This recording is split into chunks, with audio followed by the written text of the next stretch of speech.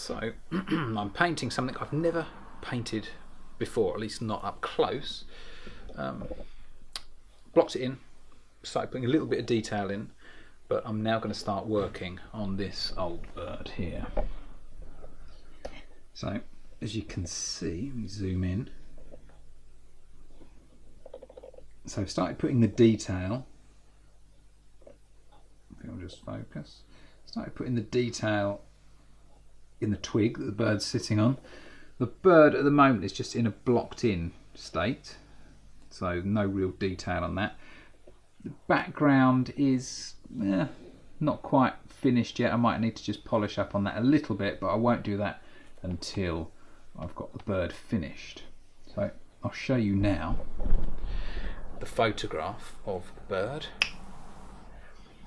And that's how detailed we want to get it. It's only small, the picture that I'm working on here, it's 10 by 10 inches, but I'm going to film it now and show you how I'm going to do it. So let's get started. The first thing I'm going to do is just gently darken what I've already done, and I'm going to do that with a glaze of Winsor & Newton Liquin Original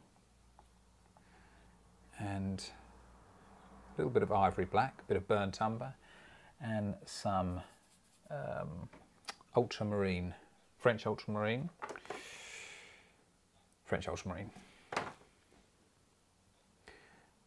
Just a general darken. I'm using Rosemary & Co. Series 32. It's a tree and texture series brush actually, but I guess any brush would work fine.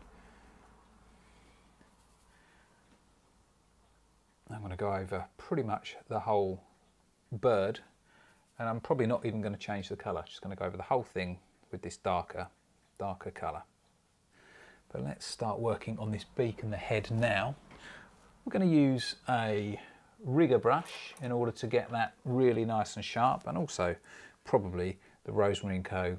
Sable Blend Series 401, size 1, nice detailed brush, and of course the Series 771, my favourite brush, size 1, the rigger brush.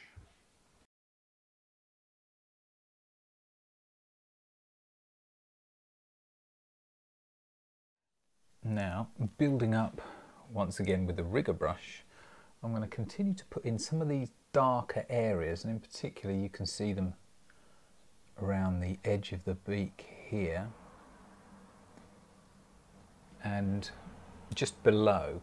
And what I'm going to do is I'm using very thinned down ivory black and burnt umber, and I'm just going to put in the smallest little lines. Now the thinner the paint, the tighter those lines are going to be.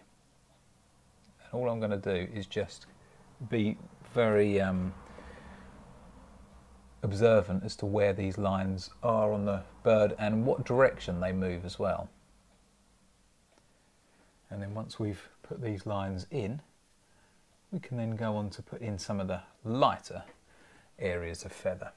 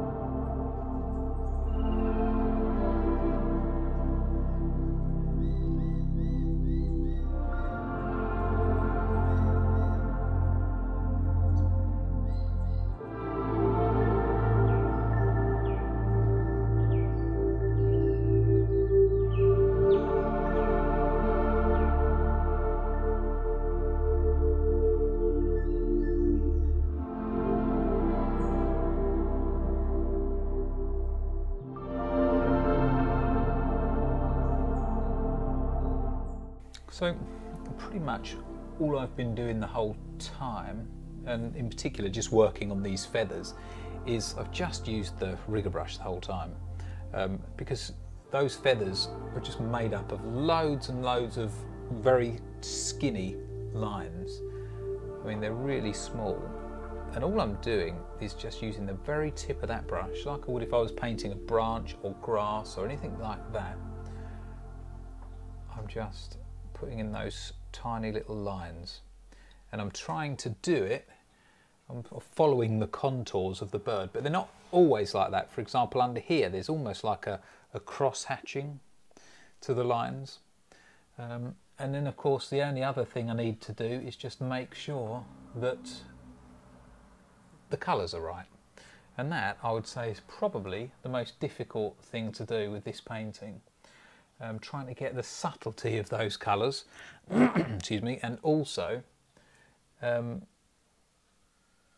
to get it luminous enough. For example, the orange around the robin's chest there is really, really vibrant and very, very warm, and I haven't been able to quite get that right, so I've thickened up ever so slightly to try and get a little bit more punch, and then I think once I've finished the bird I'll come back and go over it with a glaze, and maybe just a slightly more warmer oranger colour, just to pull it out a little bit more.